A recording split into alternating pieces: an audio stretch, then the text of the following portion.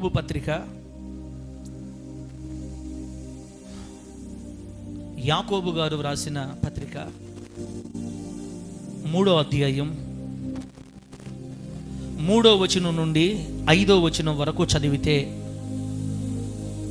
నేను చదివిన మాటలు అక్కడ రాయబడి ఉంటాయి. ఒకసారి గమనించండి, మీరు అవి నోట్ చేసుకోండి బిడ్డ. యాకోబు పత్రిక 3వ అధ్యాయం 3వ వచనం నుండి 5వ వచనం వరకు. గుర్రములు మనకు లోబడుటకై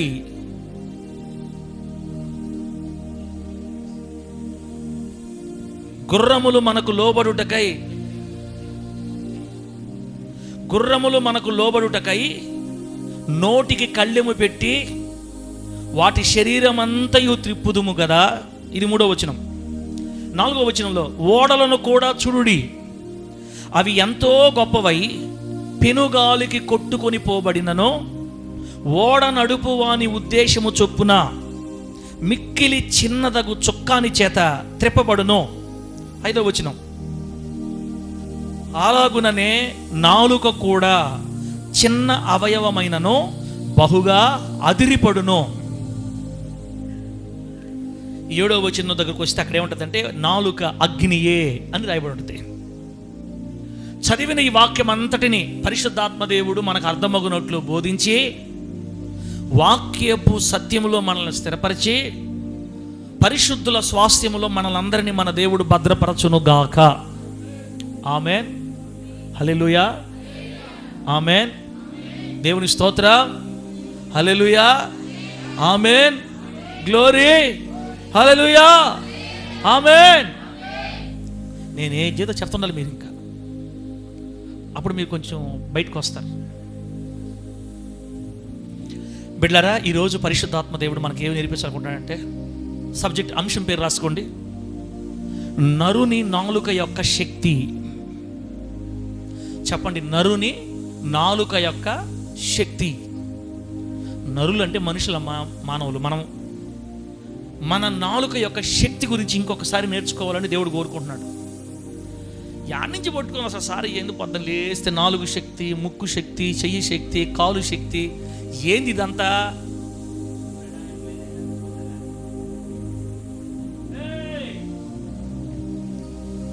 మనరాలా మీరు ఎక్కడ? సైలెంట్ అరవబక్. చెప్పండి, నరుని నాలుక యొక్క శక్తి.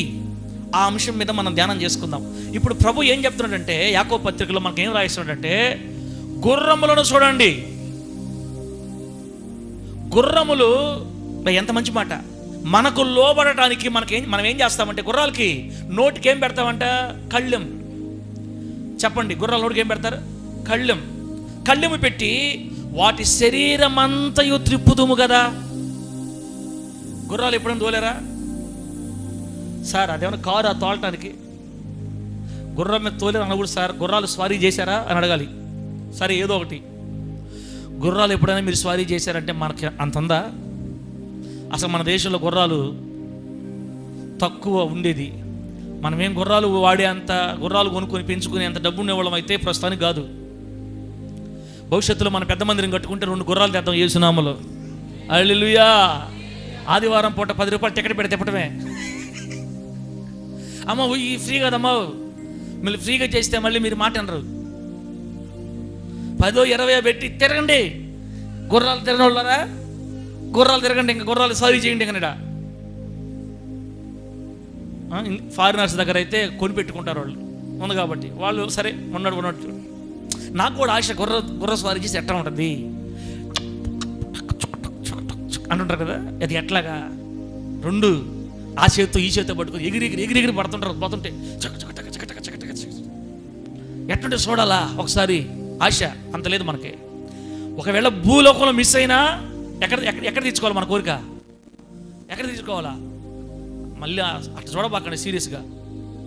భూలోకంలో మిస్ అయిందంతా పరలోకంలో చూసుకోవాలి. మనం వేసినాము నామేం చెప్పండి, చెప్పు గట్టిగా హల్లెలూయా. నాకు పెద్ద ఇబ్బంది కాదులే బిడ్డ. నన్ను దేవుడు విదేశాలకు తీసుకెళ్ళినప్పుడు నేనంటే ఎక్కేస్తానులే, నేను వదులుతాను దేవుడిని. ఈ భూమి మీద కనుక తెప్పకపోతే నేను ఒప్పుకోను అసలు. నా సంగతి ఆయన తెలుసు. పురిపాకలో ఉన్నప్పుడే మనల్ని ఏరే దేశం తీసుకెళ్ళి విమానంలో తిప్పిన దేవుడు ఆయన ముందుకి ఇంకా ఘనంగా తీసుకెళ్ళి ఆడైతే గుర్రాలు ఉంటాయి ఆడక పోతా ఏసునామంలో. మన దేశంలో గుర్రాలు ఉంటాయని అడతా ఫస్ట్ దిగ్గానే ఉంటాయి. ఆ ప్రార్థన అయిపోయిన తర్వాత పోయి నేను ఇక్కడ చూస్తా, ఒకరు ఇక్కడ ఎవరైనా మిస్ అయితే పరలోకంలో మీరు గుర్తుపెట్టుకోండి. గుర్రాలు ఉన్నాయని కదా వెళ్ళరా. ఈ గుర్రాలంట మనుషులకు లోపడాలంటే మామూలు లోపడవు. గుర్రాన్ని మనం లోపరుచుకోవడానికి, మనకు ఇష్టం వచ్చినట్టు దాన్ని తిప్పడానికి నోటి కళ్ళెం పెడతారు.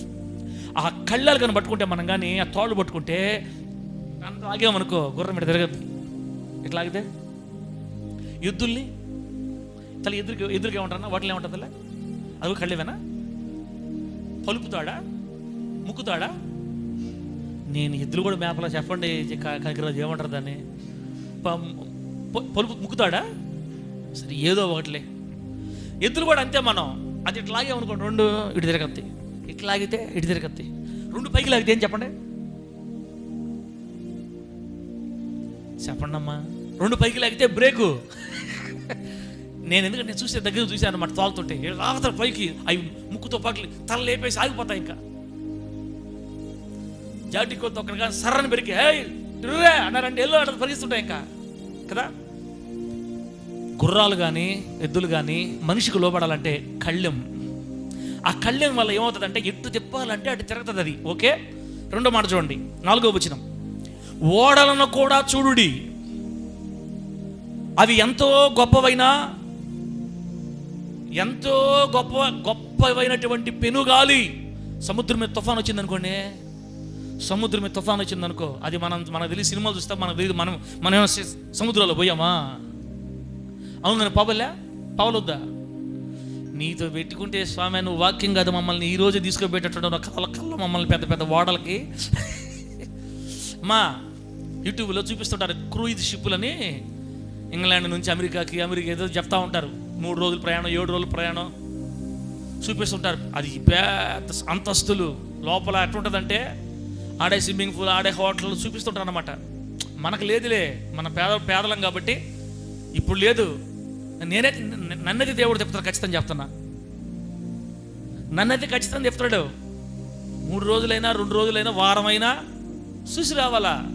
ఆశ ఉంటే బిడ్డ, ఇప్పుడు నాకేం డబ్బు ఉందా, మరి నాకెందుకు ఇంత నమ్మకం అంటే నేను ఆరాధించే దేవుడు పేద దేవుడు కాదు.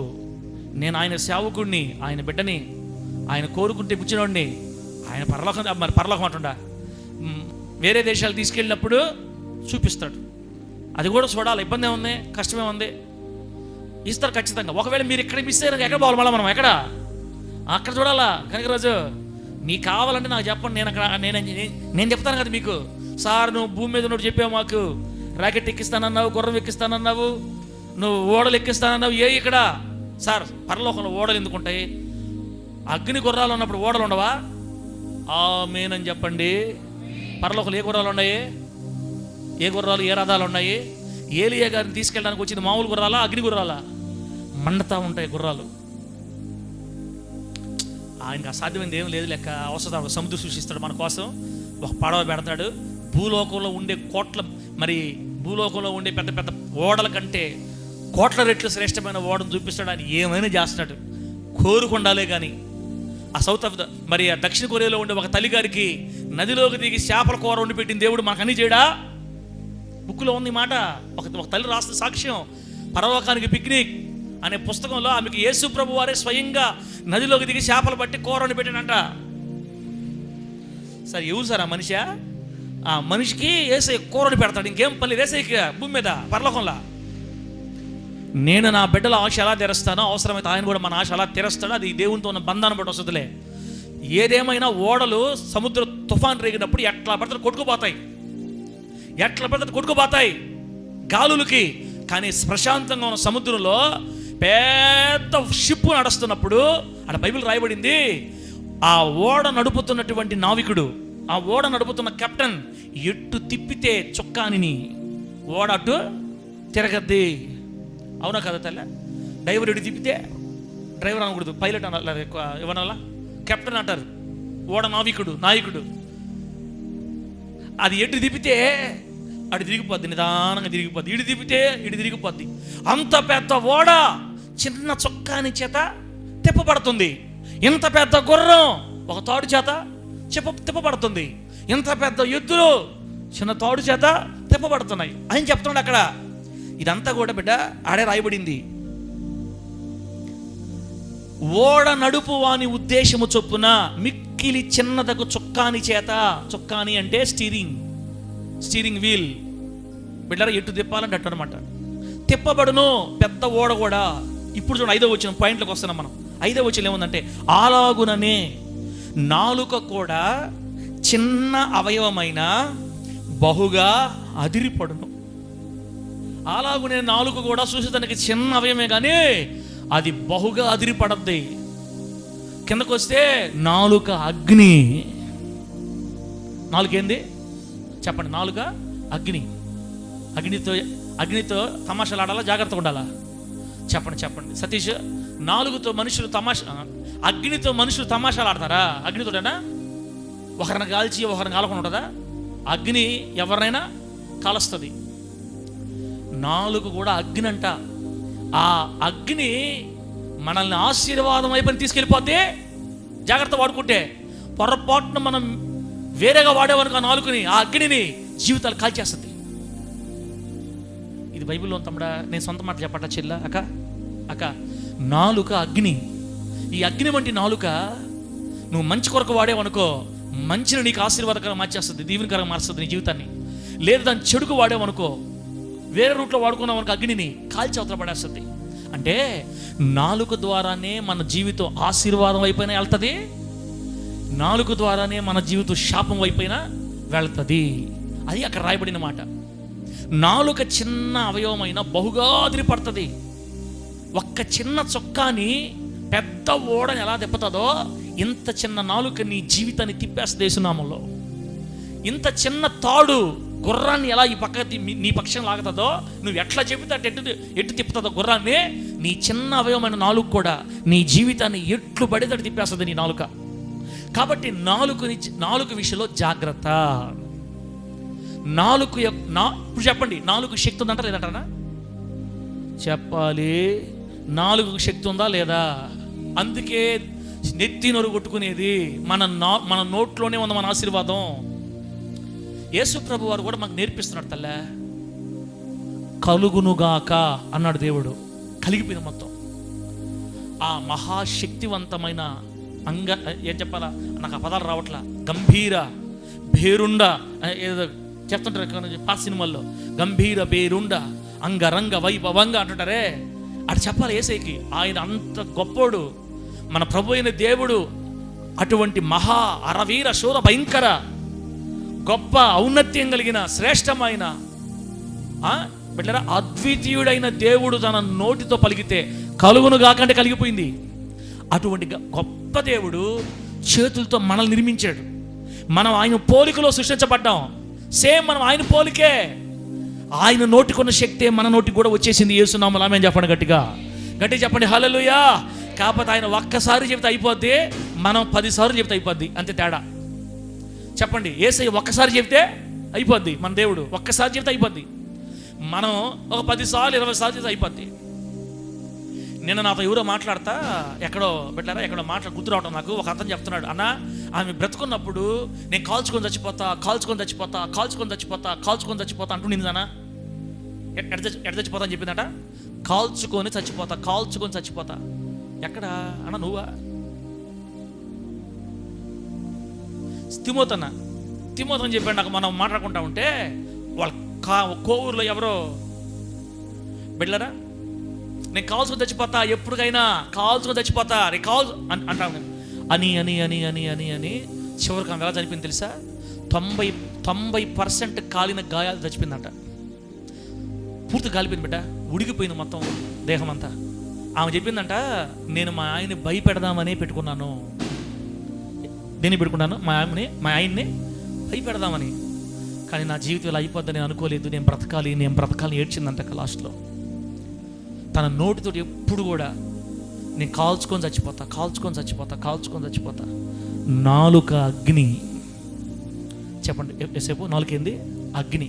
అందుకే ఈ నాలుక అగ్ని. కాబట్టి ఈ అగ్నిని మనం మంచి కోసం వాడాలా. అందుకే మన మాటలు ఎప్పుడు కూడా పాజిటివ్గా ఉండాలా. ఆశీర్వాదకరంగా ఉండాలి తల్లే. మనం ఎంత దారిద్ర్యంలో ఉన్నా కూడా నా దేవుడు గొప్పోడు, నన్ను దీవిస్తాడు, నేను దీవించబడతా, నేను ఆస్వాదించబడతా. ఇందా నేను చెప్పాను చూడండి, నేను విదేశాలకు వెళ్ళి గుర్రం మీద తిరగతా, అంత డూపే అయినా చెప్పాలా? ఇప్పుడున్న మన స్థితికి మాకు అంత వేస్ట్ మాటలు జరిగే పని కాదు. నేను వెళ్ళి క్రూయిజ్ షిప్లో తిరగతా, ఎంతమ్మా 3 లక్షల 7 లక్ష,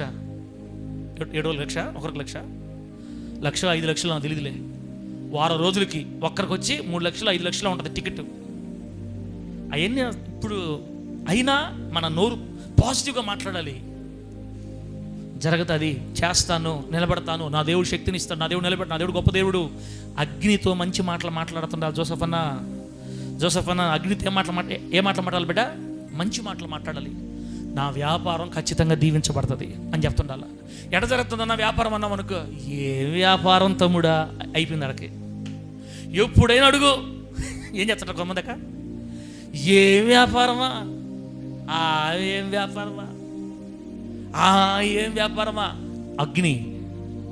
అగ్ని కలసదు పోయి ఆ మాటతోటి. కొన్ని కాలానికి కొన్ని రోజుల తర్వాత నిజంగా అదే జరుగుంటుంది అక్కడ. ఏం వ్యాపారమా, ఏముందిలేనా, ఏముంది లెక్క, అక్కడికక్కడికి అంటారు. దేవుని కృపను బట్టి బాగా జరుగుతుందన్న అనాలి మనం. ఆమె చెప్పండి. దేని బట్టి దేవుని కృపను బట్టి బాగుంది సార్, దేవుని కృపను బట్టి ఆశీర్వాదకరంగా ఉంది, దేవుని కృపను బట్టి బాగుంది, దేవుని కృపను బట్టి క్షేమంగా ఉంది. దేవుని కృప ఎట్లా ఉండారన్నా, ఎట్లా ఉండారు? ఏం చెప్తావా అనకూడదు. దేవుని కృపను బట్టి బాగున్నాను, దేవుని కృపను బట్టి క్షేమంగా ఉన్నాము. బెట్లెట్ చదువుతున్నారు పాస్టర్ గారు, ఎందుకులే సిగ్గుపోద్ది అనకూడదు. హలో డైరెక్టర్ గారు, ఎందుకులే చెప్పుకుంటూ సిగ్గుపోద్ది అనకూడదు. దేవుని కృపను బట్టి సాగిపోతుందన్నా, క్షేమంగా సాగిపోతుంది, బాగా చదువుకుంటున్నాను అనాలా. లోపల ఎట్టయినా ఉండి పైకి మాత్రం అగ్ని. నాలుక అగ్ని. ఈ నాలుక చేత నీ జీవితాన్ని ఆశీర్వాదం వైపు తిప్పుకోవచ్చు. ఈ నాలుక చేత నీ ఆశీర్వాదాన్ని నీ జీవితాన్ని శాపం వైపుని తిప్పుకోవచ్చు. నా కుమార్ దేవుడు నాకు ఇచ్చిన బిడ్డలారా, అమ్మలారా, కూతుర్లారా, కొడుకు అల్లుళ్ళు అంటున్నా, కొడుకులారా, కూతుర్లారా, మనవరాలారా, అమ్మా మీ నాలుగు జాగ్రత్త. మీ నాలుగుతో పాజిటివ్ మాటలు మాట్లాడండి. నాలుగు అగ్ని. దేవుడు నాలుగు శక్తినిచ్చాడు. లేక ఎట్టుంది లేక వ్యాపారమో, ఏముంది తమ్ముడా అనకూడదు. యేసు నామాన్ని బట్టి, దేవుని కృపను బట్టి బాగుంది తమ్ముడా అంటుండాలా. ఇంకా తెస్తా, ట్రక్కు తెస్తా అని చెప్తుండాలా. అనుకోను బెల్లం కొడతా అనుకోని. నోరు అగ్నితో పలికే మాట ఇది. ఎంత చిన్న నిప్పు ఎంత పెద్ద అడవిని దగ్గర పెట్టద్ది. ఆ మాట అక్కడే ఉందన్నా. ఆ మాట చూడండి, ఎన్నో వచ్చింది చూడండి, అది 6వ వచ్చింది చూడు ఒకసారి. ఎంత చిన్న అగ్ని. ఎన్నో వచ్చినమ్మా? 2వ వచ్చినమా? 3వ అధ్యాయం 5వ వచనం. అలాగునే 4 కూడా చిన్న అవయవమైన బహుగా అదిరిపడును. ఎంత కొంచెం నిప్పు ఎంత విస్తారమైన అడవిని తగలబెట్టును. 4 అగ్నియే. చూసా, చిన్న మామూలు ఒక అగ్గిపొల్ల గిలిచి వదిలేస్తే అడివే తగలబడిపోద్ది. అడివి తగులుకోబద్దు మొత్తం. చిన్న నిప్పు, ఎంత కొంచెం నిప్పు. నువ్వు మాట్లాడే చిన్న మాటలే నీ జీవితాన్ని శాపగ్రస్తంగా మార్చేస్తా బిడ్డ. ఈరోజు నువ్వు మాట్లాడే చిన్న మాటలే ఈయన్ని ఏ రోజుకైనా వదిలేస్తా, నేను ఈ పిల్లని ఏ రోజుకైనా వదిలేస్తా అనకూడదు. భర్తలు ఇప్పుడు కూడా భార్యల్ని, ఈ పిల్లని ఏ రోజుకైనా వదిలేసి ఇంకో పిల్లని చేసుకుంటా అనకూడదు. లోక ఎంత కొంచెం నిప్పు ఎంత పెద్ద అడుగుని తగలబెట్టేస్తుంది. ఈ జన్మకి నేను ఇల్లు కట్టలేను, ఈ జన్మకి నేను అప్పులు తీర్చలేను, ఈ జన్మకి నా బతుకు బాగుపడదు. చిన్న నిప్పే, కానీ ఒకనాటికి నీ జీవితం అనే అడవిని తగలబెట్టేస్తుంది పూర్తిగా. వినండి బిడ్డలారా, వినండి, నమ్మండి ఈ మాటల్ని. 4 అగ్ని.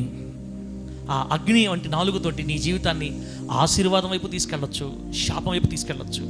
కాబట్టి మన నోట్లో నుంచి ఎప్పుడు కూడా దీవెనకరమైన మాటలే పలుకుదుముగాక, ఆశీర్వాదకరమైన వచనములే పలుకుదుముగాక, దీవెనకరమైన పలుకులే పలుకుదుముగాక. మన జీవితాన్ని ఆశీర్వాదం వైపు నాలుక ద్వారా నడిపించుకుందుముగాక. ఎంత గొప్ప పెద్ద షిప్పు చిన్న చక్రంగా తిరిగిపోద్ది, పెద్ద గుర్రం చిన్న తాడుతో తిరిగిపోద్ది. ఇంత చిన్న నాలుక నీ జీవితం అనే అడవిని తగలబెట్టేస్తుంది జాగ్రత్తగా ఉండకపోతే. కాబట్టి దైవికమైన శక్తి, దైవికమైన జ్ఞానం చేత ప్రతి మాట జాగ్రత్తగా పెట్టారా. వస్తాయి. మనం అనుకున్నది ఈజీ కదక్క, బాధ వస్తాయి, కష్టాలు వస్తాయి. ఏందబ్బా సారే మాట చెప్పాడు, ఏం తిట్టుంది, తలకన్నా నొప్పి వచ్చేస్తుంది అని భలే దిగులు వస్తుంది, ఏడుపు వచ్చేస్తుంది ఒక్కోసారి తట్టుకోలేక. అయినా నువ్వేమనాలంటే, నా జీవితంలో ఉన్న సమస్యల కంటే నా దేవుడు గొప్పోడు. ఆమేనండి. నా ఇంట్లో ఉన్న సమస్యల కంటే నా దేవుడు గొప్పడు. ఏదో ఒకరోజు కనికరిస్తాడు, నన్ను దర్శిస్తాడు నా దేవుడు, నన్ను లేవనెత్తాడు నా దేవుడు, నన్ను దీవిస్తాడు నా దేవుడు. ఈ దరిద్రత నా కళ్ళ ముందు ఉండదు, ఈ శాపం నా కళ్ళ ముందు ఉండదు. నేను ఖచ్చితంగా ఒక మంచి స్థితిని చూస్తాను, ఒక మంచి స్థితిలోకి నేను వెళ్తాను. నా ప్రభు నన్ను తీసుకుని వెళ్తాడు, నేను దీవించబడతాను, నేను వృద్ధి చేయబడతాను, నేను ఆస్వాదించబడతాను. మన నోరు ఇలాగే పలకాలు. ఎవరేమనుకున్నా తెలియదు, వాళ్ళకి తెలియదు కాబట్టే బిళ్ళ పని చెప్తుంటారు మనల్ని. మనం నమ్మకూడదు, మనకు వాక్యం ఉంది. నాలుక అగ్ని. ప్రభువైన యేసయ్య ఈ మాటలు మనకు ఆశీర్వాదకరంగా మార్చి వర్ధలు చేయను గాక. సామెతల గ్రంథం 18వ అధ్యాయం 21వ వచనం చూడండి బిడ్డ. సామెతల గ్రంథం 18వ అధ్యాయం 21వ వచనం. ప్రకాష్ కృప వెంబడి కృపతో పాట తీసిపెట్టు. సామెతల గ్రంథం 18వ అధ్యాయం 21వ వచనం ఏమో తెలుసా? జీవ మరణములు నాలుక వశము. అబ్బా, నేను ఆ మాట ఇంగ్లీష్ చూడండి, బాగా మీకు అర్థం అవుతుంది. జీవ మరణములు నాలుక వశం. ఏం చెప్పాను, ఎన్నో వచ్చిన చెప్పాను? సామెతలు కదా. సామెతల గ్రంథం 18వ అధ్యాయం 21వ వచనం. జీవ మరణములు నాలుక వశం. ఇంగ్లీష్లో ఏముంటుందంటే, death and life are in the power of the tongue. అబ్బా, death and the life. Death అంటే మరణం, లైఫ్ అంటే జీవం. మరణము జీవము నాలుక యొక్క శక్తిలో ఉన్నాయి. అబ్బా, ఎంత మంచి మాట. And those who love it will eat its fruits. ఎవరైతే ఈ నాలుక యొక్క శక్తిని ప్రేమిస్తారో, లేదా మరణాన్ని ప్రేమించిన వాళ్ళు మరణ యొక్క ఫలాలు తింటారు, జీవాన్ని ప్రేమించిన వాళ్ళు జీవం యొక్క ఫలాలు తింటారు. Those who love it will eat its fruits. English చాలా బాగుంటుంది బిడ్డ. జీవ మరణములు నాలుక వశం, దాని యందు ప్రీతిపడి వారు దాని ఫలము తిందురు. నువ్వు మరణమునందు ప్రీతిపడవా అంటే అర్థమైంది, ఎప్పుడు మరణం గురించిన మాటలు. నా కర్మ ఇటు తగలాడింది, ఈయన చేసుకున్న కానీ నా జీవితం అయిపోయింది, ఈ అమ్మాయిని చేసుకున్న నా జీవితం తగలాడింది, నా దరిద్రం సస్తే బాగుండు అని పొద్దున్న లేచి నుంచి మరణమును కూర్చిన ఆశ, మరణమును కూర్చిన మాటలు, మరణమును కూర్చిన ప్రీతి ఉందనుకో, నిశ్చయంగా ఏదో ఒక రోజున నువ్వు ఆ పండు తింటామని చెప్తుంది వాక్యం. జీవాన్ని కూర్చి ఆశ ఉందనుకో, జీవమును కూర్చి ఆశ. ఏది? నేను దీవించబడాలి, నేను ఆస్వాదించబడాలి, నా ప్రభువుని వృద్ధి చేస్తాడు. మ్యూజిక్ పెడతా. నా ప్రభువుని వృద్ధి చేస్తాడు, నన్ను దీవెనకరంగా మారుస్తాడు, నేను కృపలో ఉంటాను, నా ప్రభు ఖచ్చితంగా నన్ను మర్చిపోడు, నన్ను లేవనెత్తుతాడు, నేను నా భర్త సంతోషంగా ఉంటాను, నా పిల్లలు నా ముందు దీవించబడతారు, మా పిల్లలు మా కళ్ళ ఎదుట మా బల్ల చుట్టూ ఒలివ మొక్కల వలె ఉంటారు, నా బిడ్డల్ని దేవుడు ఆశీర్వదిస్తాడు, నన్ను విడిచిపెట్టడు, నా బిడ్డల్ని విడిచిపెట్టడు. నేను ఈ భూలోకంలో దీవించబడతాను, పరలోకంలో దీవించబడతాను, నేను ఆయనకు మహిమ తెస్తాను, ఈ లోకంలో మంచి సాక్షిగా నేను ప్రభు కోసం బతకాలి, ఆయన కోసం రోషంగా నిలబడాలి, నేను ఈ లోకంలో ప్రభుకు ఉపయోగపడాలి అని ఈ విధంగా జీవాన్ని గూర్చిన మాటలు మాట్లాడుతున్నారు అనుకో, ఏదో ఒక రోజున ఆ ఫలాన్ని, జీవాన్ని గూర్చిన ఫ్రూట్ నువ్వు తింటావు. ఇంగ్లీష్ ఎంత మంచి మాట. Death and life are in the power of the tongue and those who love it will eat its fruits. మరణాన్ని ఆశిస్తే మరణ యొక్క ఫలాలు తింటారు, జీవాన్ని ఆశిస్తే జీవం యొక్క ఫలాలు తింటారు. అందుకే నాలుక అగ్ని. జోసెఫ్ అన్న, నాలుక ఏంది? అగ్ని. అందుకే తల్ల జీవాన్ని గురించిన మాటలు, జీవము మరణము నాలుక వశం. దయచేసి ప్రకాష్, దయచేసి మన నోటితో ఎప్పుడు కూడా కీడుని గురించిన మాటలు రాకూడదు బిడ్డ. అసలు తెలియదు మనకి, ప్రభు నేర్చుకుంటున్నా, నేను నేర్చుకుంటున్నా బిడ్డ, నేను నేర్చుకుంటున్నా. ఇంతవరకు మనకు తెలియదు, నేర్పిస్తున్న ప్రభు మనకి. ఇంకో మాట చూడండి, ఇంకో మాట 57వ కీర్తన 4వ వచనం చూడండి. 57వ కీర్తన 4వ వచనం. 4 గురించే మీకు ఈరోజు చాలా విషయాలు తెలియాలి. 57వ కీర్తన 4వ వచనం ఏమో తెలుసా? చివరి వచనంలో ఏముంటుంది తెలుసా? చివరి లైన్లో, అది 2 లైన్లు ఉంటుందేమో. వారి దంతములు శూలములు, అవి అంబులు, వారి నాలుక వాడిగల కత్తి. Whose tongues are sharp swords. తమ్ముడా, వారి నాలుక వాడిగల కత్తి. వాడిగల కత్తి అంటే సానబెట్టిన కత్తి అని అర్థం. తల్లి కత్తిని బాగా సానబెట్టామనుకో, అటంటే ఏమైపోయి చెప్పండి తల, తెగిపోద్ది, ఎక్కడక్కడ కట్ అయిపోద్ది. వాడి గల కత్తి నాలుక. అమ్మా దివ్యమ్మ, మన నాలుక ఏంది నీకు తెలియదు బిడ్డ, గుర్తుపెట్టుకోండి. మానవుని నాలుక వాడిగల కత్తి. ఈ మాటతో, ఈ నాలుగుతో ఏం మాట్లాడతావో తెగిపోద్ది అంతే. అక్కడ నేను దీవించబడతాను, ఓకే ఆపండేది అంటావు. నా దరిద్రం శాపరసం అయిపోతుంది, నా బతుకున్నాం అనుకో, అది పోసేస్తుందట. నేను యేసును సంతోషపెట్టే జీవితం జీవిస్తా, నా దేవుని ఆనందింపజేసే జీవితం జీవిస్తా, నా ప్రభువుకు నేను రోషంగా నిలబడాలి, నా ప్రభు నిలబెడతాడు, నేను ఆయన సంతోష పెట్టాలి. తెగిపోద్దంతే, అదే చేస్తావు నువ్వు ఖచ్చితంగా. అలా కాకుండా వేరే మాట్లాడుతున్నావు అనుకో, కత్తి నాలుక అగ్ని, నాలుక వాడిగల కత్తి. 57వ కీర్తన 4 వచ్చిన డైరెక్టర్ గారు, 57:4 కీర్తనలు. ఇప్పుడు చెప్పనా బంధవేనా? నాలుక అగ్ని ఒకటి, రెండోది నాలుక కత్తి. కత్తితో జాగ్రత్తగా ఉండాలా, ఆటలాడొచ్చా? కెత్తురమ్మ చెప్పండి, కెత్తురమ్మ ఎందుకు నన్ను ఏడిపిస్తాను? కృప కర్ణక ఉండవా చెప్పు, కర్ణక ఉండవేడా? నాలుగు ఏంది? ఐస్ క్రీమా? ఐస్ క్రీమ్ కాదమ్మా, కత్తి. లేక దగ్గర ఆగితే కత్తి తీసుకొని టెంకాయ కొట్టించింది నాకు మొన్న.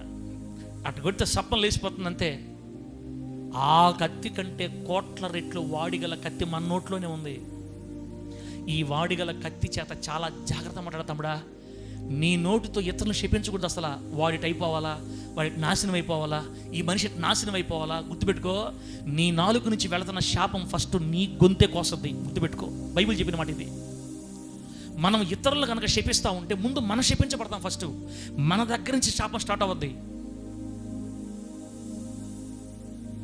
క్రైస్తవులు ఎప్పుడు కూడా ఒకరిని శపించకూడదు అక్క, ఒకరి నాశనాన్ని కోరుకోకూడదు ఎప్పుడు కూడా. మనం వాళ్ళు టైప్ అవ్వాలి, వీళ్ళు టైప్ అవ్వాలి, వీడు నాశనం అయిపోవాలి, వాడు నాశనం అయిపోయి, వాడు నా కళ్ళ ముందు ఎప్పుడు చేస్తాడు, వీడు ఎప్పుడు చేస్తాడు. లోకస్తులు అలా అనుకునేది, రక్షణ లేనివాళ్ళు, తెలియని వాళ్ళు అట్లా అంటుంటారు. అది వాళ్ళకి తెలియదు, వాళ్ళకి శాపం అయిపోద్దని. క్రైస్తవుడా, ముస్లిమా, హిందూ ఎన్ని కాదు, మనిషి, ప్రతి మనిషి నాలుగు కత్తి కోసద్దంతే. మీరు చూడండి, గమనించండి, 24 గంటల ఏరియా వాళ్ళ శాపాన్ని కోరుకునే వాళ్ళు ఎప్పుడు దీవించబడినట్టు చరిత్రలో లేదు నామాలు అంతే. నమ్మడం అర్థమైందనా? పొద్దున్న లేచిన దగ్గర నుంచి ఈడు నాశనం అయిపోవాలి, వాడు నాశనం అయిపోవాలని కోరుకునేవాడు ఎవడు కూడా బాగుపడినట్టు చరిత్రలో లేదు. ఒకరితో నాకు ఇంత సార్, ఒకరితో నాకు ఎందుకండి, అందరూ బాగుండాలి, అందరిలో నేను ఉండాలి అని కోరుకుంటా చూడు, వాళ్ళు వేస్తారు. మళ్ళా ఎవరైనా, ఏ మనిషి అయినా, ఏ స్థితిలో ఉన్నవాడైనా నాలుగు కత్తి. ఆ కత్తిని జాగ్రత్తగా ఆశీర్వాదకరంగా వాడుకొందుముగాక. వాడిగల కత్తిని దేవుని మార్గాల్లో వాడేవంటే నీ జీవితం దీవెనకరంగా మాట్లాడు బిడ్డ. 64వ కీర్తన 3వ వచనం చూడండి. 64వ కీర్తన 3వ వచనం ఏమని తెలుసా? 3వ వచనం కదా. ఒకడు కత్తికి పదును పెట్టునట్లు వారు తమ నాలుకలకు పదును పెట్టుదురు. అదిగో, కొంతమంది కత్తికి పదును పెట్టినట్టుగా కొంతమంది తమ నాలుకలకు పదును పెడతారంట. అంటే నాలుక పదునైన కత్తి లాంటిదని ఇందా చెప్పేది చదివాం కదా, సేమ్ అదే. కత్తికి పదును ఎట్లా ఉంటుందో ప్రతిరోజు, ఏ రోజుకి ఆ రోజు మన నాలుకకు పదును పెరుగుతూ ఉంటుంది. నాలుక అగ్ని, నాలుక వాడిగల కత్తి. బిడ్డ 64, అదే 64వ అధ్యాయంలో 8వ వచనం చూడండి. 64వ కీర్తన 8వ వచనం మళ్ళా కింద ఆడేమో తెలుసా? వారు కూలెదరు, వారు కూలుటకు వారి నాలుకే కారణం. అబ్బా, వారు కూలెదరు, వారు కూలుటకు నాలుకే కారణం. లేమ్మా, ఉండవు తల్లి ఇక్కడ. వారు కూలిపోవడానికి కారణం ఏంటంట, వారు పడిపోవడానికి కారణం ఏంది? వారి నాలుకే. వారు కోల్తారు ఖచ్చితంగా.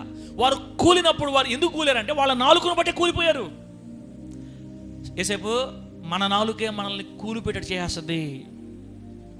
కూలిపోవడం అర్థమైందంటే యుద్ధంలో కత్తితో పొడిచారు అనుకుంటలే, యుద్ధంలో దెబ్బలు తగిలి భయంకరమైన రక్తగాయాలు, మరణగాయాలు, కథక్కన పొడిచి ఎగిరి కావు తండ్రి అనుకో, ధనాన్ని పడిపోతాడు. ఇంకా లేస్తాడు తల్లి, లేస్తాడా? దాది కూలిపోవడం అంటే. ఇక మరలా లేవలేడు అనమాట. ఇక మరలా లేవాలని తీసుకెళ్ళి హాస్పిటల్ వేసి గట్లు గాయాలు గట్టి రక్తం దుడిచి మళ్ళీ మందులు వాడితే బాగుపడతాడంతే. ఇక పైకి లేలేడు. వారు కూలెదరు, వారు కూలిపోవడానికి వారి నాలుకే కారణం. అంటే నీ నాలుక నిన్ను కూలిపోయేటట్టు కూడా చేస్తుంది, అదే నాలుక నిన్ను లేచి దీవెనకరంగా నడిచేటట్టు చేస్తుంది. ఎందుకంటే ఏం కావాలన్నా మీకు ఆధారాలు, ఎందుకంటే ఏం కావాలి మీకు ఆధారాలు. తమ్ముడా జాగ్రత్త, తమ్ముడా జాగ్రత్త. మన నాలుగు చాలా జాగ్రత్త మాట్లాడాలి తమ్ముడా. అందుకే బైబిల్ ఒక మాట రాయబడింది, మీ మాట అవునంటే అవును, కాదంటే కాదని ఉండాలి. అంటే నాలుగు విషయాన్ని జాగ్రత్తగా ఉండాలని అర్థం. ఎట్లా పడితే అట్లా మాట్లాడొద్దు, ఏ పడితే అనొద్దు, మీ జీవితం గురించి ఎట్లా పడితే మాట్లాడుకోవద్దు.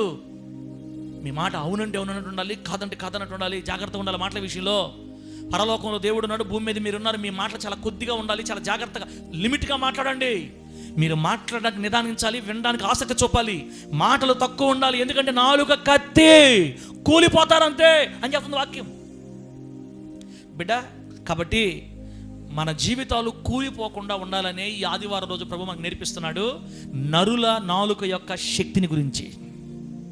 నా ప్రభు అయిన యేసయ్య నాలుకని ఎలా వాడాలో ఆ జ్ఞానాన్ని దేవుడు మనందరికి అనుగ్రహించునుగాక, మనందరికి అనుగ్రహించునుగాక.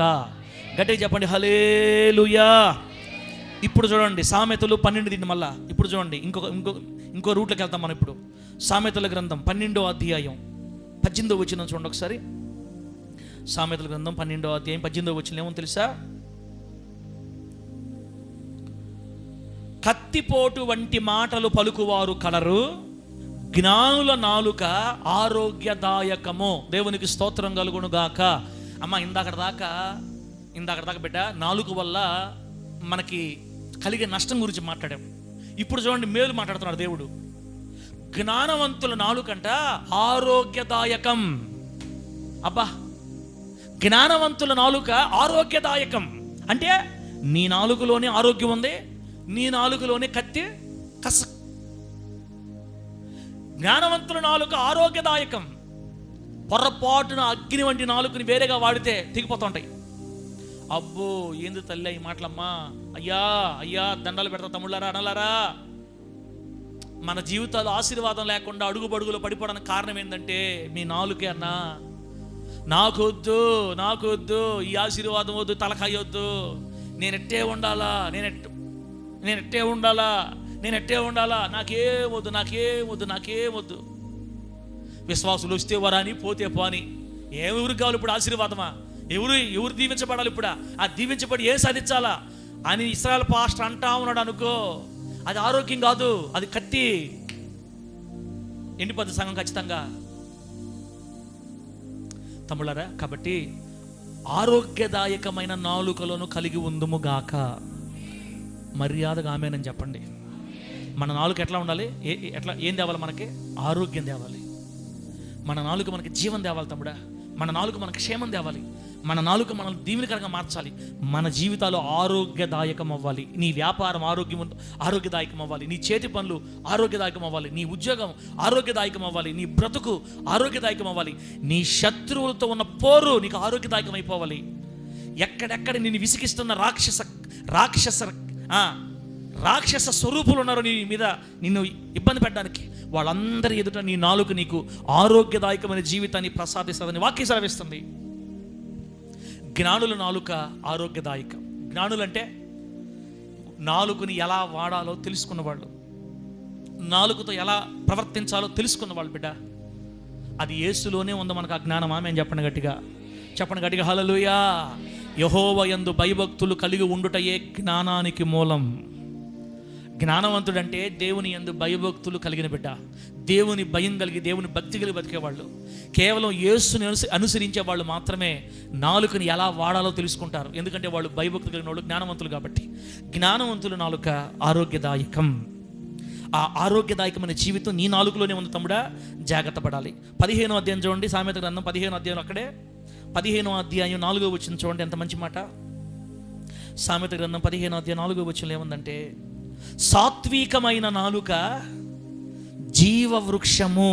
అబ్బా, సాత్వికమైన నాలుక జీవవృక్షం, దానిలో కుటిలత ఉండిన ఎడల ఆత్మకు భంగం కలుగును. చూసారా దాని ఇంగ్లీష్ చెప్తాను చూడండి, ఇంకా బాగా అర్థమవుతుంది మనకి.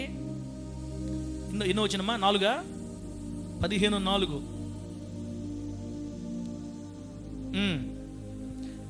A gentle tongue is a tree of life, but perverseness in it breaks the spirit. ఎందుకు వస్తుంది చదువుతారు భాష? నువ్వు ఇంగ్లీష్ ఎవరి కోసం చదువుతున్నాడా? ఎవరున్నారు ఇంగ్లీష్ వాడా? అమ్మా ఏదన్నా మంచి అర్థం తగలుతుందని నా బాధ. తెలుగు కంటే కూడా ఇంగ్లీష్లో కొంచెం మంచి అర్థాలు తగలుతాయి. ఆ అర్థాన్ని తెలుగులో చెప్తా. జెంటిల్ టంగ్ అంటే ఇతరులకు హాని చేయని నాలుక అనొచ్చు, లేకపోతే క్షేమకరమైన నాలుక అనొచ్చు, లేకపోతే ఆశీర్వాదాన్ని ఆశించే నాలుక అవ్వచ్చు. ఇలా ఎన్ని చెప్పుకోవచ్చు అనమాట. సాత్వికం అంటే కోపం లేదు, దిగులు పడదు, లేక తిట్టదు, అరవదు, కరవదు, ఎప్పుడు కూడా స్మూత్గా మాట్లాడుతుంటారు, తొందరపడరు, క్షేమాన్ని మాట్లాడతారు, కుటిలత ఉండదు, కక్షలు ఉండవు లోపల నాలుక మీద, మచ్చడం ఉండదు, ఏమి లేకుండా హృదయపూర్వకంగా అందరి క్షేమాన్ని కోరుకునేవాడు సాత్వికుడు అనమాట. ఈ సాత్వికుడి నాలుక జీవవృక్షం. దేవునికి స్తోత్రం కలుగును గాక. చెప్పండి గట్టిగా హల్లెలూయా. అమ్మ, జీవవృక్షం ఏంటది? ఏడంది ఇప్పుడు చెప్పండి. ఆ ప్రశ్నలు వేయబాకు మా దగ్గర సార్. ఆ ప్రశ్నలు వేయబాకు. మాకేం తెలుసు జీవవృక్షం ఏడందో? మాకేం తెలుసు? నెల్లూరులో ఉందా? మాకు తెలుసా? జీవవృక్షం ఏడం చేసేపో పరలోకంలో ఉంది. ఇప్పుడు పరలోకంలో ఉంది జీవవృక్షం. రేపు మనం పరలోకం పోయిన తర్వాత ఆ పండులే తిని జీవితాంతం 20 యుగాలు బతుకుతాం మనం. ఆ పండు తింటాం బతకడం, ఆ పండు తింటాం బతకడం, ఆ పండు తింటాం బతకడం. మనకు అక్కడ కానీ జ్వరం వచ్చిందనుకో పోయి ఆ ఆకు తినాలంట. ఆ ఆకులు కానీ తిన్నామంటే జ్వరాలు, జలుబులు మొత్తం పోతాయి. ఇదేం సార్ కొత్తగా ఉందా? పరలోకంలో జలుబులు జ్వరాలు వస్తాయా? ప్రకటన గ్రంథంలో అక్కడ రాసి పెట్టారు. మరి ఉందో లేదో నాకు తెలియదు. ప్రకటన గ్రంథంలో ఏమో తెలుసా? అందరూ అప్పుడే కళ్ళు మూసేశారమ్మో. అంటే ఇప్పుడు నేను ఊరి కోసం చెప్పుకుంటాను ఈ బాధ. కనికరాజు ఒక కత్తి, కనికరాజు ఒక కత్తి, ఏ నుంచి అంత దూరం పోయి కత్తి చూడు ఉంటే ఊరికి వస్తాము. నేను బాధపడేదిట. ఎక్కడ ఆపాము? మర్చిపోయి కత్తి దగ్గర పోయింది. మళ్ళీ ఎక్కడ ఆపాము? సేపు ఏడాపాము సేపు. జీవవృక్షం బైబిల్ ఏముందంటే ప్రకటన గ్రంథంలో జనములను స్వస్థపరచుటకు ఆకులను, జీవవృక్షపు ఆకులను వినియోగించేదరనందు ప్రకటన గ్రంథం లాస్ట్ అధ్యాయంలో చివరిలో. జనాల్ని స్వస్థపరచడానికి జీవవృక్ష ఆకులు ఉపయోగిస్తారంట. మరి జనాలకు ఆ రోగాలు ఎందుకు వస్తాయి? ఎందుకు స్వస్థపరచాలి? మరి ఇదంతా ఆత్మీయ అర్థమా భౌతికంగానా మనకు తెలియదు. బైబిల్ మాట్లాడకపోతే మనం కూడా మాట్లాడకూడదు. తెలిసిన వాళ్ళు ఆమె చెప్పండి గట్టిగా. నోరు మూసుకొని సైలెంట్గా ఉండాలి. మనం బైబిల్లో ఉన్నదాని గురించే మనం ఎక్కువ మాట్లాడుకోవాలా. అంతవరకు ఉంది, అంతవరకే చెప్పా. ఒకవేళ ఈ శరీరంతో వెళ్తాం మనం, కాకపోతే మహిమ ఉంటుంది. ఈ మహిమ శరీరంతో వెళ్ళినప్పుడు శరీరంతోనే ఉన్నాం కాబట్టి ఒకవేళ బాగా లేకుండా వస్తుందేమో. వస్తే ఆకులు తింటాం, ముసలితనం అయిపోతుంది, నీరసం అయిపోతుంది, పోయి ఒక పండు తినేస్తే మళ్ళీ కుర్రోళ్ళు అయిపోతాం అనమాట. ఇటు ఎప్పుడు దాకా? తరతరాలు, యుగ యుగాలు. అదొక ప్రపంచం. అది ఎట్లా ఉంటుందో, ఆ ప్రపంచం ఎట్లా ఉంటుందో, ఆ ప్రపంచానికి పోవటానికే ఈరోజు ఈ భూమి మీద ఇంత బాధపడుతున్నాం మనం. దేవునికి స్తోత్రం కలుగును గాక. చెప్పండి గట్టిగా హల్లెలూయా. బిడ్డరా, భూమి మీద గనక నీ నాలుక సాత్వికంగా ఉంటే ఆ పరలోకంలో తినే జీవవృక్షం నీకు ఇక్కడే దొరకద్దంటే భూమి మీదే. అబ్బబ్బబ్బా, నీ నాలుకే నీ జీవితానికి ఒక జీవవృక్షంలాగా మారిపోద్దండి బిడ్డ. అంటే క్రైస్తవులకి, దేవుని బిడ్డలకి సాత్వికమైన నాలుక ఉండాలా. ఆ సాత్వికమైన నాలుకే ఆరోగ్యదాయకం. నాలుక మీద సాత్వికం ఉండాలి. ఇతరులను శపించడం కానీ, మనం నెగిటివ్గా మాట్లాడుకోవడం కానీ, నా దరిద్రం, నా శాపం, ఇది అది అది అంటాం కానీ అవన్నీ లేదు. ఎప్పుడు సమాధానంగా, దీవెనకరంగా నీ నోరు మాట్లాడుతూ ఉంటే, సాత్వికంగా నీ నాలుగు మాట్లాడుతూ ఉంటే భూమి మీదే, పరలోకంలో ఉన్న జీవవృక్షాన్ని భూమి మీద నువ్వు అనుభవిస్తావు. ట్రీ ఆఫ్ లైఫ్ అని అంటారు ఇంగ్లీష్లో. ప్రభు నామానికి మహిమ కలుగును గాక. నాలుక సాత్వికంగా ఉండడం మనం ప్రాక్టీస్ చేయాలి. అప్పుడు మన జీవితం కూడా ఆశీర్వాదకరంగా, జీవవృక్షాన్ని తిన్నప్పుడు ఎంత క్షేమంగా ఉంటామో, ఎంత ఆరోగ్యంగా ఉంటామో, దీర్ఘాయుష్తో ఉంటామో, భూమి మీద కూడా అదే ఆశీర్వాదం అనుభవిస్తామో. నీ నోట్లో ఉన్న చిన్న నాలుక వల్ల. నా మాట అంత గట్టిగా హల్లెలూయా చెప్పండి. చెప్పండి గట్టిగా హల్లెలూయా.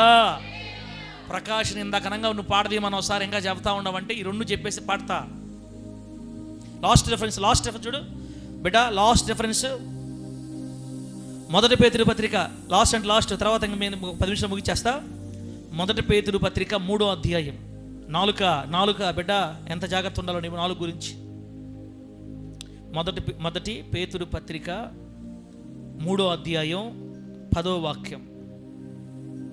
మొదటి పేతురు పత్రిక, పేతురు గారు రాసిన మొదటి పత్రిక 3వ అధ్యాయం 10వ వాక్యం. అదేమంటుందంటే, బిడ్డ, జీవమును ప్రేమించి మంచి దినములు చూడగోరువాడు చెడ్డదానిని పలకకుండా తన నాలుకను, కపటపు మాటలు చెప్పకుండా తన పెదవులను కాచుకొనవలెను.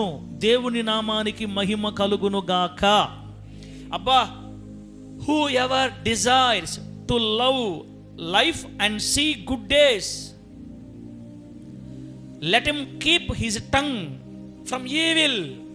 అబ్బా, చాలా చెప్పాలన్నా నాకు వల్ల కావట్లా, ఎట చెప్పాలి దాన్ని, ఇంగ్లీష్లో బాగా అర్థమవుతుంది. బిడ్డ, ఈ భూమి మీద నీవు మంచి దినములు కలిగిన జీవితాన్ని చూడాలనుకుంటే, అన్నా జోసెఫ్ అన్న, ఈ భూమి మీద నువ్వు కానీ నేను కానీ మంచి దినాలతో కలిగిన జీవితం, అదే అంటారు ఇంగ్లీష్లో to love life and see good days. Good డేస్తో, మంచి రోజులతో కూడిన జీవితాన్ని నువ్వు ఆశిస్తే, లేదా మంచిగా జరిగిపోయే రోజుల్లో కలిగిన జీవితం, అన్ని మంచిగా జరగాలి, మనకి అంత కలిసి ఉండాలి, మనకి ఆశీర్వాదకరంగా ఉండాలి, మన బ్రతుకంత సుఖంగా ఉండాలని నువ్వు కోరుకుంటే నీ నాలుకని చెడుతనం నుంచి జాగ్రత్తగా కాపాడుకో ఆనంద వాక్యం. తెలుగులో ఏముంది? జీవమును ప్రేమించి మంచి దినములు చూడగోరువాడు. జీవాన్ని ప్రేమించడం అంటే పరలోకాన్ని ప్రేమించడం, పరలోకంలో నిత్య జీవాన్ని ప్రేమించడం. పరలోకమును ప్రేమించి పరలోకంలో కానీ భూమి మీద కానీ మంచి దినాలు చూడాలి అని నువ్వు కోరుకుంటే చెడ్డదాన్ని పలకకుండా తన నాలుకను కాపాడుకోవాలి, కపటమైన మాటలు మాట్లాడకుండా తన పెదవులు కాచుకోవాలి. దేవునికి స్తోత్రం కలుగును గాక. గట్టిగా చెప్పండి హల్లెలూయా. లేక చెప్పు, లేక ఆపేద్దామా? చెప్పు, లేక వదిలేక నువ్వు మళ్ళీ తప్పని అనేస్తావు, మళ్ళీ ఏదంటే మళ్ళీ ఇది కూర్చొని బాధ మా అక్కతోటి సప్పని చెప్పేస్తాం. మా అక్క ఆపే అంటది. ఇప్పుడు అందులే ఒక్కొక్కసారి అనేస్తాం మా అక్క. అందుకని ఎవరిని అడగచ్చు కానీ లేఖను మాత్రం అడగకూడదు. గట్టి నా మాటలు అర్థమైతే గట్టిగా హల్లెలూయా చెప్పండి, చెప్పండి గట్టిగా హల్లెలూయా. అక్క, తమ్ముడా, దండాలు పెడతా తమ్ముడా, బోరు అనుకోబోకు. మంచి దినాలు చూడాలనుకుంటే నువ్వు నీ జీవితంలో, రేపు పరలోకంలో కూడా జీవాన్ని నువ్వు చూడాలనుకుంటే బిడ్డ, నీ నోటు, నీ నాలుక జాగ్రత్త కాపాడుకోవాలంట. అంటే భూలోకంలో మంచి రోజులు చూడాలన్నా మన నాలుగులోనే ఉంది, చెడ్డ దినాలు చూడాలన్నా కూడా మన నాలుగులోనే ఉంది. నాలుగు చాలా చెల్ల నువ్వేం చెప్పాలి? ఆవిడ గురించి మా బిడ్డ ఏం చెప్పాలి? దేవుడు నాకు బిడ్డనిస్తాడు, నా బిడ్డని ఈ మందిరంలోనే తిప్పతా యేసునామాలు, అంతే. ఆమె చెప్పండి గట్టిగా, ఈ మందిరంలోనే తిప్పతా. ఎక్కడే పేరు పెట్టాలా, ఎక్కడే సాక్షిగా ఉండాలా. నా బిడ్డను చూస్తారు రాబోయే రోజుల్లో. నా ప్రభు నీతిమంతుడు, నా ప్రభు గొప్ప దేవుడు. ఒప్పుకోవాలి. నాలుక ఏమో ఆడకపోయినా అనకూడదు, అట్ట అనకూడదు. మనం అసలు రాకూడదు, అసలు ఆ మాట రాకూడదు మనకి. మన సమస్యల కంటే దేవుడు గొప్పోడు తమ్ముడా. మన కష్టాల కంటే దేవుడు గొప్పోడు చిల్లా. మన కుటుంబంలో ఉన్న నష్ట, వ్యాధులు, బాధలు, కష్టాలు, రోదనలు, ఏడుపుల కంటే మన దేవుడు కొన్ని కోట్ల రెట్లు, కోట్ల రెట్లు గొప్పవాడు. ఈ లోకంలో ఉన్నవారి కంటే మనలో ఉన్నవాడు గొప్పవాడు. అందుకని ఎన్ని సమస్యలు మన కళ్ళ ముందు కనపడుతున్నా నాలుక మాత్రం మంచి దినాలు చూడాలనే పలకతుండాలి. ఆమె చెప్పండి గట్టిగా చెప్పండి హల్లెలూయా. నీ నాలుక మంచి దినములను చూడాలనే కోరిక కలిగి ఉండాలి. ఎంత మంచి జీవమును ప్రేమించి మంచి దినములు చూడగోరువాడు చెడ్డదానిని పలకకుండా నాలుకను కాపాడుకోవాలి. అంటే నీ నోట్లోని చెడ్డ మాటలు రాకూడదు చెల్లా, బూతులు రాకూడదు తల్లా. నువ్వు ఈ మధ్య బూతులు మాట్లాడుతున్నావు నువ్వు. అసలు ఆ బూత్ ఎంత భయంకరం ఉంటుందో తెలుసా? అమ్మనే, అక్కనే, అవ్వనే, తాతనే, ఏంది అసలు అది? కపటపు మాటలు పలకకుండా పెదాలు కాపాడుకోవాలంట. కపటపు మాటలు, మనిషి ముందు ఒక మాట, మనిషి లేనప్పుడు ఒక మాట, మనిషి ఎదురొచ్చినప్పుడు ఒక మాట, మనిషి బాగానే ఇంకొక మాట, వాళ్ళ ముందు ఒక మాట, వాళ్ళు పోయినప్పుడు ఒక మాట. ఏళ్ళ గురించి వాళ్ళ దగ్గర, వాళ్ళ గురించి ఏళ్ళ దగ్గర, ఏళ్ళ గురించి ఏళ్ళ దగ్గర, ఏళ్ళ గురించి వాళ్ళ దగ్గర. పాస్టర్కున్న శతరేగిపోద్ది, విశ్వాసులకున్న శతరేగిపోద్ది. ఏమి రేగిపోద్ది? మంచి దినాలు చూడలేం మనం. కూర్చోమన్నదల్లా మంచి దినాలు చూడలేము. నిజం తల్లే. 24 గంటల దిగులు, వేదన, బాధ, కష్టాలు, అప్పులు, పేదరికం, శాపం, దరిద్రత, ఇదే అయిపోద్ది మన జీవితం.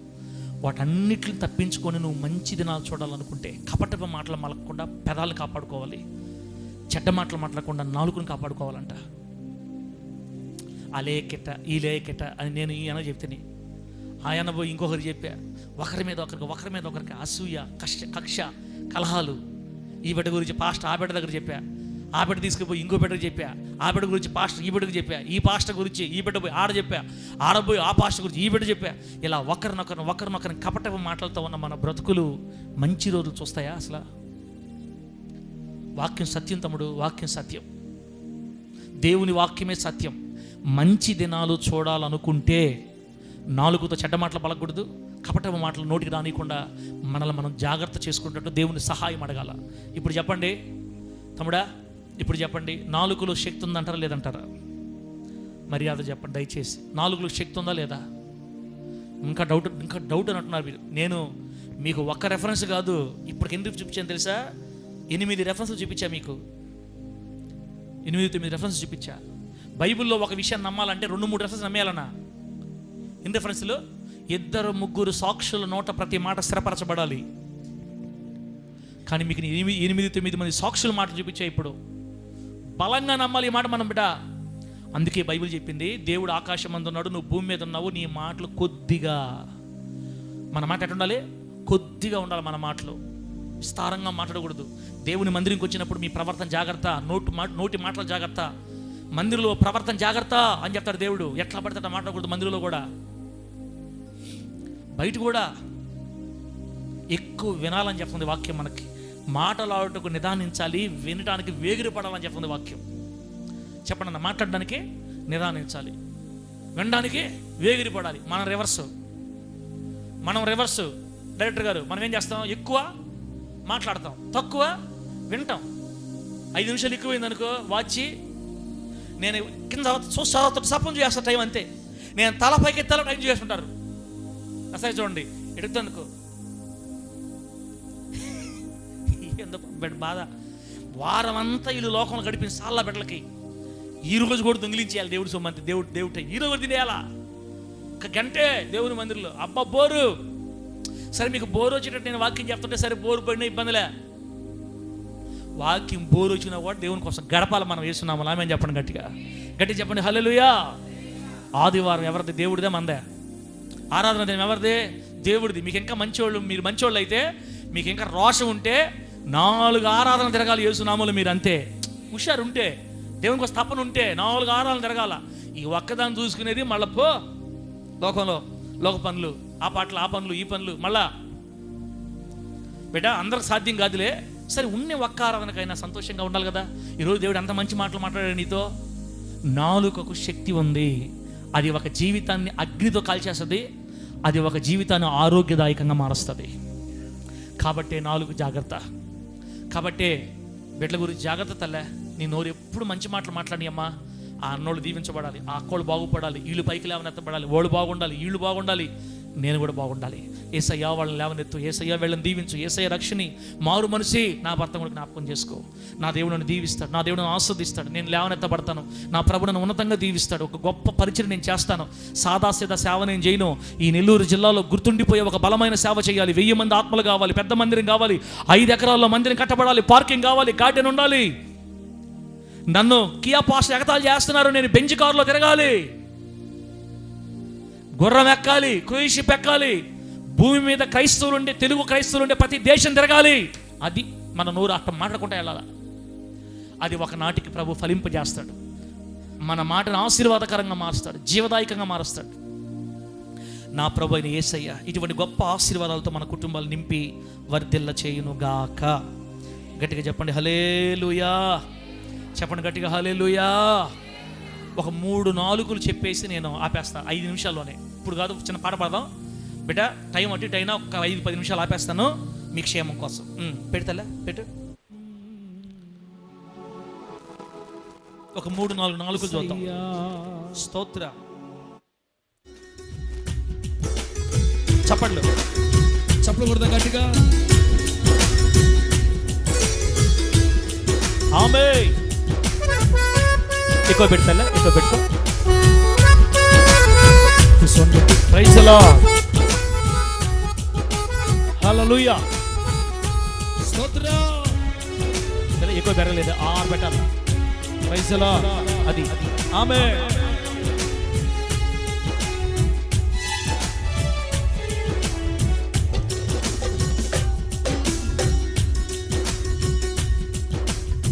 కృప వెంబడి కృపతో నడిపితివి నా యేసయ్యా. వేణోళ్ళతో పొగిడినా తీరదే నీ రుణం. కృప వెంబడి కృపతో నడిపితివి నా యేసయ్యా.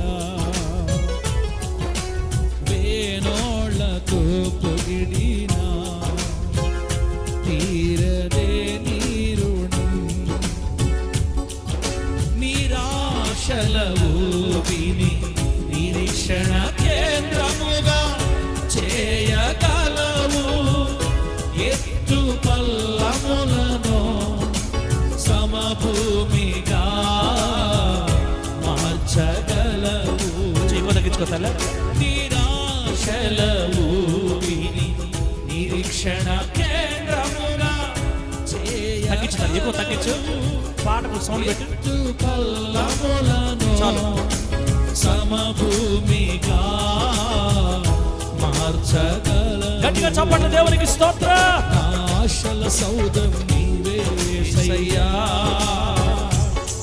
నా ఆశ్రయ స్థానము నీవే నజరేయా. ఆమేన్. నా ఆశల సౌధం నీవే యేసయ్యా. నా ఆశ్రయ స్థానము నీవే నజరేయా. ఆమేన్. కృప వెంబడి కృపతో నడిపితివి నా యేసయ్యా. ఫస్ట్ ఇచ్చి పంపించేట్ల ఫస్ట్ ఇచ్చి పంపించేయండి. వేణోళ్ళతో పొగిడినా సండే స్కూల్ పిల్లలకి కానుకలు ఫస్ట్ ఇచ్చి పంపించాడు తల్లి. ఉంటే ఫస్ట్ ఇచ్చేయాల, మధ్యలో రాకుండా. స్తోత్ర. ఆమేన్. మన బిడ్డలకి ఇప్పుడే నేర్పించాలి, కానుక వేయడం ఇప్పుడే నేర్పించాలి తల్లి. అందుకే మీరు ఫస్ట్ ఇచ్చి పంపించండి స్టార్టింగ్ పోయేటప్పుడే. ఆమేన్. ఆమేన్.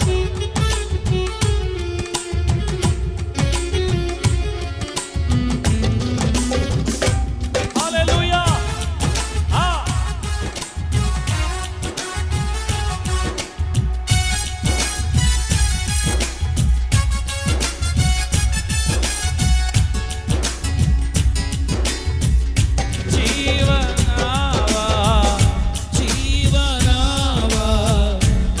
తప్పుటకే కడగండ్లు కారణమైనా కారవించు తల్లిలా పోషించు తండ్రిలా ఇలలో నడిపించుచుంటివి.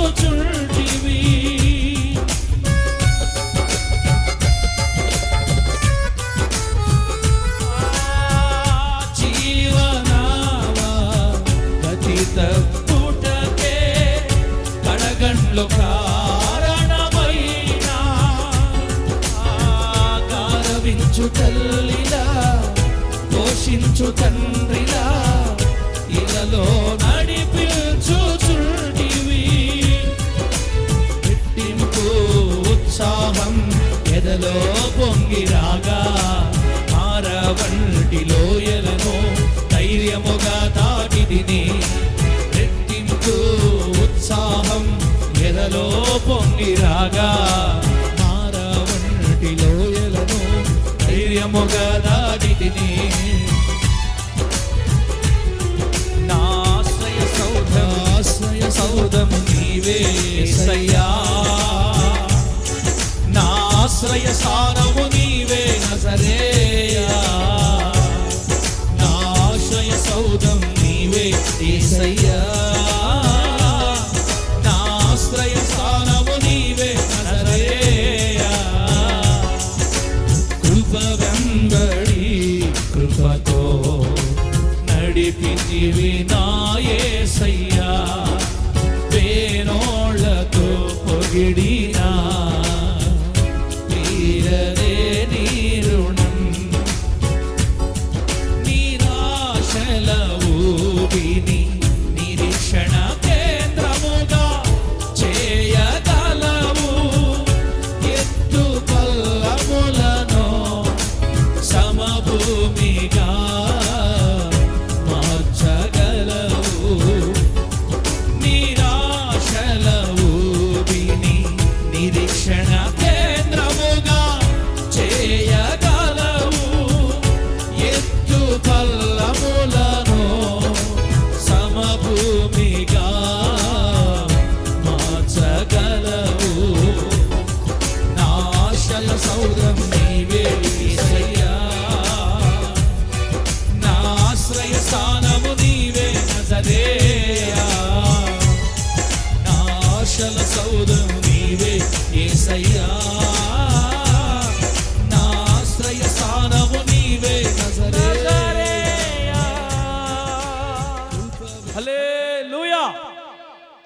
దేవుని నామానికి మహిమ కలుగును గాక. బిడ్డలారా, 3 నిమిషాల్లో ఒక్కొక్క నిమిషం ఒక్కొక్క 4 గురించి చెప్తాను. 3 నిమిషాలు ఆపేసి ఒకటేసారి మీ అందరికి నేను ప్రార్థన చేసేసి ఒక 5, 10, 15 నిమిషాలు ముగిచ్చేస్తాను. బిడ్డ, ఇప్పుడు నేను మీకు దావీదు 4 గురించి చెప్తాను, సొలొమోను 4 గురించి చెప్తాను, యాకోబు 4 గురించి చెప్తాను. దావీదు, సొలొమోను, యాకోబు. ఫస్ట్ చూడండి, 67వ కీర్తన. బిడ్డ రాసుకోండి చాలు, నేను చదువుతా. 67వ కీర్తన 2వ వచనం, 6, 7 వచనాలు. 2, 6, 7. 67వ కీర్తనలో ఏం రాయమంటే తెలుసా? అక్కడ దావీదు గారు ఏమంటారంటే, దేవుడు మమ్మును ఆశీర్వదించునుగాక అని అంటాడు. మరలా 6వ వచనం, 2వ వచనంలో దేవుడు మమ్మల్ని ఆశీర్వదించునుగాక అని అంటాడు. 6వ వచనంలో దేవుడు, మా దేవుడు మమ్మల్ని ఆశీర్వదించును అంటాడు. 7వ వచనంలో దేవుడు మమ్మను దీవించును అంటాడు. 2, 3 వచనాల్లోనే 3 సార్లు దావీదు గారు అంటారు, మా దేవుడు నన్ను ఆశీర్వదిస్తాడు, నా దేవుడు నన్ను దీవిస్తాడు, నా దేవుడు మమ్మను ఆశీర్వదిస్తాడు అని చెప్తున్నాడు. ఇప్పుడు దావీదు నాలుక మన నాలుక అవ్వాలంటే ఏసేపు మనం ఏం చెప్పాలి చెప్పు? అప్పుడప్పుడు ఏం చెప్పాలా? నా దేవుడు నన్ను ఖచ్చితంగా ఆశీర్వదిస్తాడు, నా దేవుడు నన్ను దీవిస్తాడు, నా దేవుడు నన్ను లేవనెత్తాడు. ఇలా నువ్వు మాట్లాడుతున్నావంటే దావీదు గారి నాలుక నీకు అలవాటైందని అర్థం. కరుణాకర్ అంటుండా, కనకరాజు ఆర్ యూ కిధర్ హై? తూ కిధర్ హై నా? టీకే సమझे? నేనేం మాట నాకేం తెలియదు, నువ్వు ఏడే ఉండి నువ్వు ఇతుక్కుంటున్నావు. దావీదు గారి లాగా మాట్లాడాలి మనము. ఏమని? నా దేవుడు మమ్మల్ని ఆశీర్వదించును గాక, దేవుడు, మా దేవుడు మమ్మల్ని ఆశీర్వదించును, దేవుడు మమ్మల్ని దీవించును. దివ్యమ్మ, నువ్వేం చెప్పాలి తల్లి? ఎప్పుడు ఏం చెప్తుండాలి? నా దేవుడు నా భర్తని మారుస్తాడు, నా దేవుడు నా భర్తని మారుస్తాడు, నేను నా భర్త ఆశీర్వాదకరంగా ఉంటాం, నేను నా కుటుంబం సంతోషంగా ఉంటాం, నేను నా బిడ్డలు దీవించబడతాం, నా దేవుడు నన్ను లేవనెత్తాడు, నా దేవుడు నన్ను ఆశీర్వదిస్తాడు. ఇలా మాట్లాడడాన్ని దావీదు గారు లాగా మాట్లాడడం అంటారు. తండ్రి, కుమార, పరిశుద్ధాత్మ త్రియేక నామములో దావీదు నాలుక మన నాలుకగా మారిపోనుగాక. నాకు నమ్మకం లేదు విజయరాజు, ఈసారి కూడా ఎత్తిపోద్ది అనకూడదు మనం. ఇప్పుడు కూడా జోసెఫ్ అన్న, ఈసారి వేసిన చేపలు కూడా ఎత్తిపోతాయి, అస్సలు ఆ మాట పలకూడదు మనం. ఇప్పుడు శాపాన్ని కూర్చిన మాటలు పలకకూడదు, అది దేవుని బిడ్డల నాలుగు కాదు అది. కాబట్టి ఏది మాట్లాడినా నా దేవుడు నన్ను దీవిస్తాడు, నా దేవుడు నన్ను ఆశీర్వదిస్తాడు, నా దేవుడు నన్ను వృద్ధి చేస్తాడు, నా దేవుడు నన్ను లేవనెత్తాడు. నమ్మండి తమ్ముడా, దండాలు పట్టుకుంటానమ్మా, అమ్మ నమ్మండమ్మా ఈ మాట. దావీదు నాలుకని మనం అలవాటు చేసుకోవాలి. ఇప్పుడు సొలొమోను నాలుక. 1 రాజుల గ్రంథం 8వ అధ్యాయం 57వ వచనం. 1 రాజుల గ్రంథం 8వ అధ్యాయం 57వ వచనం. ఆడేముంటుందంటే, మన దేవుడు మనలను వదలడు, మనలను విడవడు, మన దేవుడు మనకు తోడుగా